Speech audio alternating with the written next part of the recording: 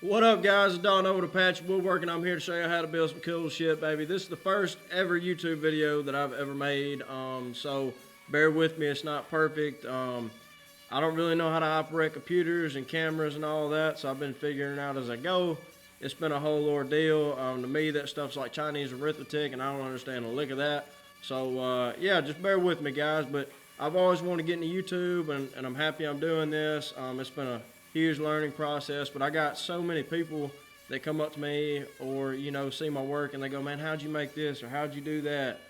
And when I explain it to them, they look like I just said some shit that made no sense. So I'm going to take YouTube and use it as a learning tool and explain the process of how I do what I do. It's probably not the same process everybody else uses, but hey, that's okay. Everybody's a little different. I am a professional, but I'm not a professional at the same time, if that makes any sense. I do things a little sketchy in my shop. You might lose a finger or two, so I wouldn't do 100% of the things that I do. Be smart about it, guys. Be safe. But anyway, I'm going to explain what I'm doing in this video, and as you can see by the title, I'm building a walnut mantel piece, and I finished this up a couple months ago. If you follow me, you probably already seen pictures of it. But anyway, in that clip before this, all I was doing was using the router sled and flattening out the bottom of this mantel. It's a rough cut beam straight off a bandsaw mill, so it's got some cupping. It's warped a little bit. You got to mill all that up and get all that flat and square. And you have to have a flat bottom to run a board through the planer, because when you're running something through a planer, the top is going to mimic the bottom. So if your bottom's flat, the top's going to come out flat when you're running it through. So me and my buddy Dylan, thank God Dylan was there, because usually I'm a one-man band in the shop, and if I was doing this mantel piece by myself, milling it up, running it through all the machines, it probably wouldn't have turned out so good. So I'm grateful for the help. But we ran it through the planer a couple times and got it down to the thickness that we wanted it to be. And after that, I'm going to take it over to the joiner and butt it up against that fence and try to get me a straight edge on one of the sides. A joiner is a tool that'll get anything perfectly flat. A lot of people think a planer will do that. That's not true. If you have a planer sled on it, it will. You can look up what I'm talking about. But anyway, I'm trying to get a straight edge on the other side using that flat bottom. I got that bottom up against the fence, and therefore I've got a flat reference, and I'm getting a flat side. And then I'm going to take it over to the table saw and just rip a straight edge on the other side. That's really all there is to it.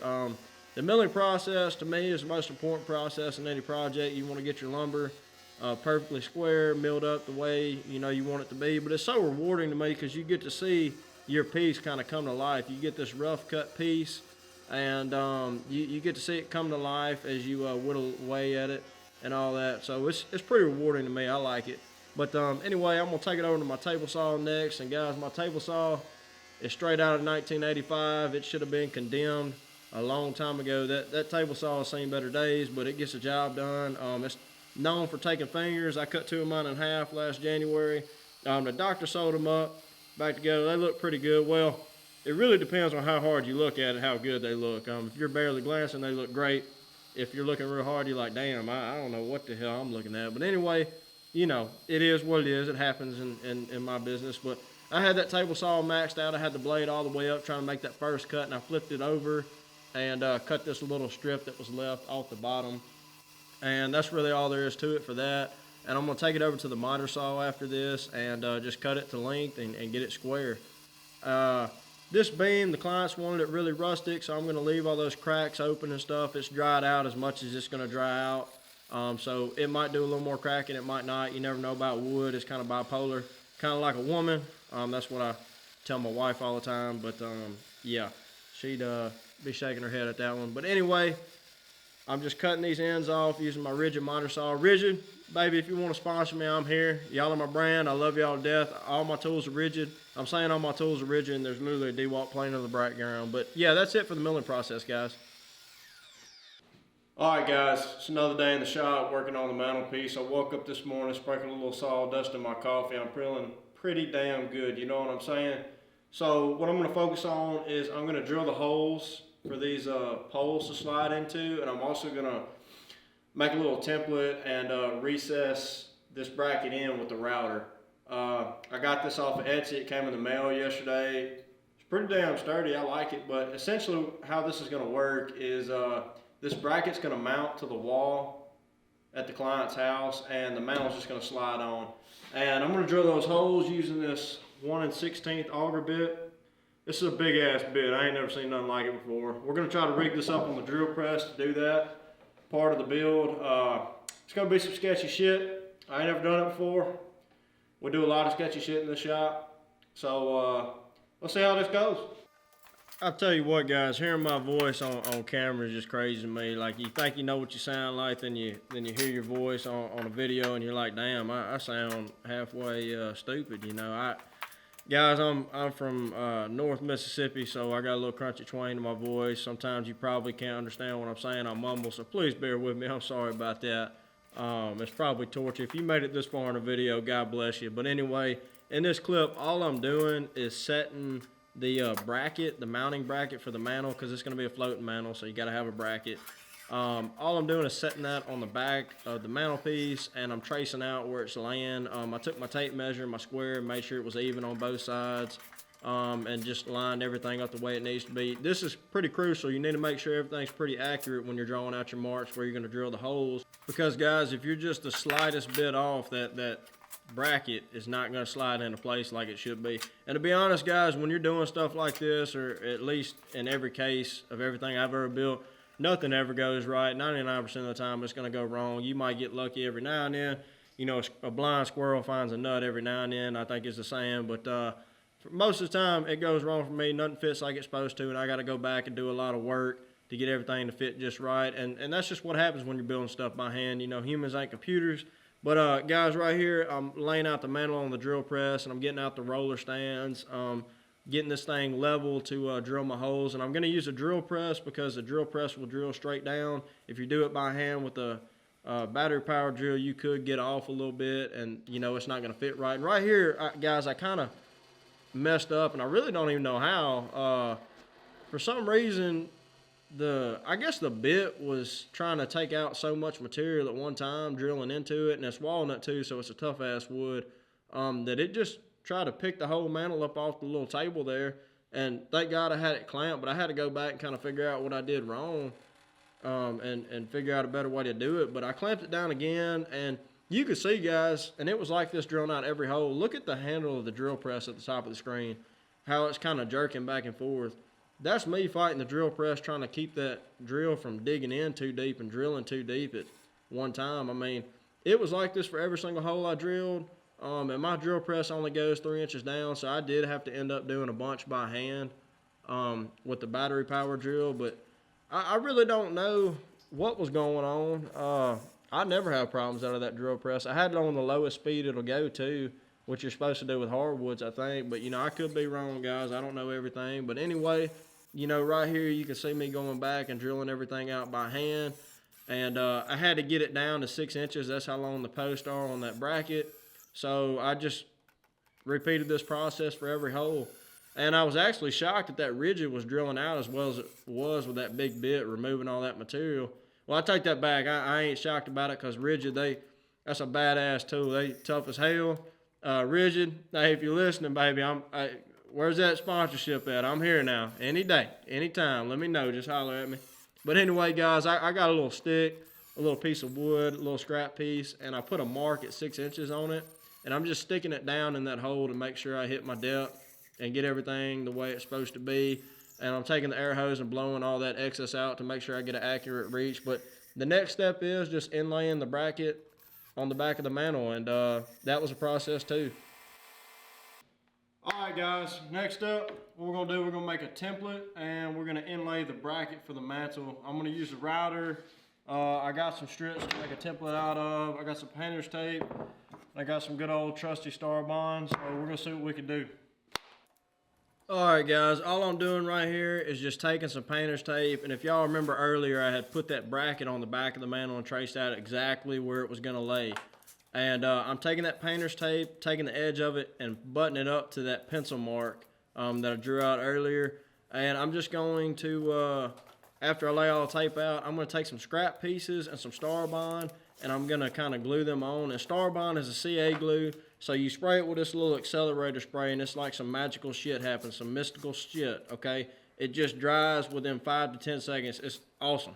It's a great product. I'm not affiliated with them in any way, but y'all need to go out and buy some if you're woodworking. It can come in handy. It's also great filling knot holes and stuff like that and making templates. But anyway, guys, as you can see right here, I'm just putting like 1,000,000 dots on there. And I'm going to go back and hit it with that accelerator spray and put down my scrap pieces. And it holds on there pretty tight enough to where I can run a router on top of it with a template adapter and cut out that recess that the bracket is going to slide into. So, I mean, it works great. I've used it 1,000,000 times in my shop for all sorts of things. So, I'd advise y'all to go get you some. It's worth it. Worth every penny in my opinion. But, I mean, hell, I'm a good old country boy from Mississippi. You know, my opinion's only worth so much, guys. Everybody's got one.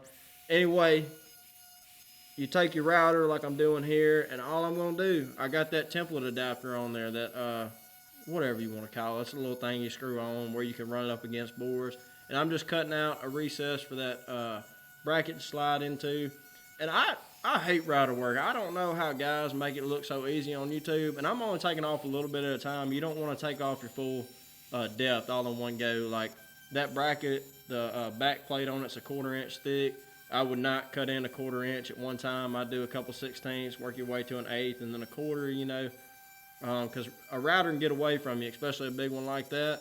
But guys make it look so easy on YouTube and social media and stuff running a router. Man, mine's always jumping and getting away from me and everything else. It's always hell to run one. But when you're woodworking, that's part of it. You got to be best friends with a router because they come in handy.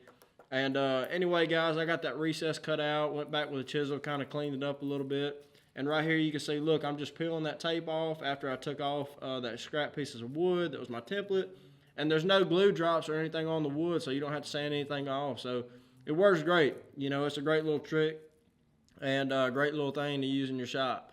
And anyway, we're going to see how it fits. And guys, I shit you not, this thing actually slid in all in one go. I didn't have to go back and do any kind of drilling out, so I was shocked, and I was very, very happy with how it fit. And I got lucky on this one. Hey, blind squirrel finds a nut every now and then, baby.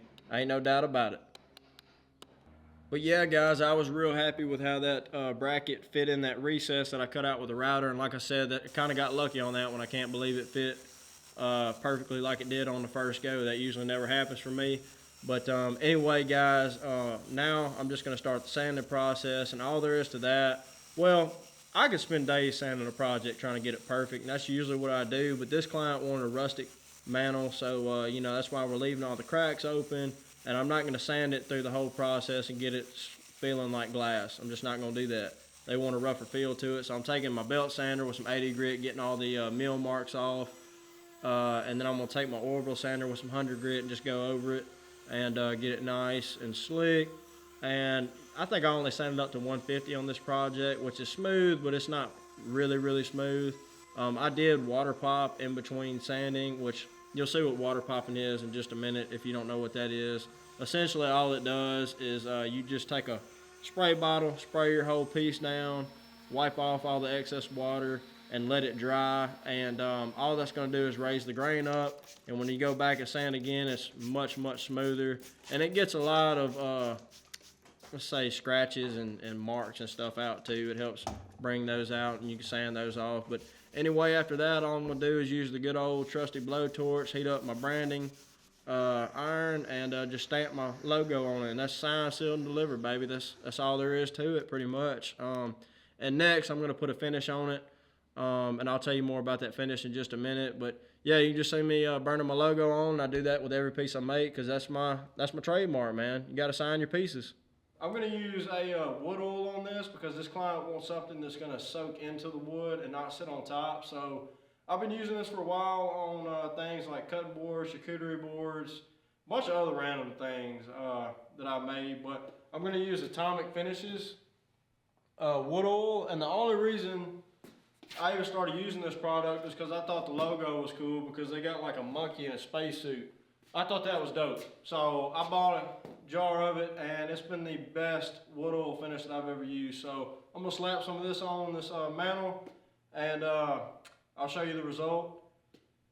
This is a damn good product though, so make sure you go get you a can or a jar of it. Guys, I'm going to be putting a link in the description of this video to Bidwell Wood and Iron / Atomic Finishes. They're the same company. I am affiliated with them. They're great people. They make great products. So y'all go get you some of this wood oil. It's the best I've ever used. And my discount code should be applied at checkout. If not, I'll just put the discount code in the description too. You can get like 10% off your order. But guys, right here in this clip, me and Pop are installing the Mantel Piece. Pop's my granddad. He's a legend. He's actually the GOAT, guys, so I'm thankful he was there that day to help me do it because I couldn't have got it in by myself. But here's some pictures of the final piece. Let me know what you guys think, and thank y'all so much for following along. Please like, comment, subscribe, and again, thank y'all guys for bearing with me. It means so much. Y'all take it easy.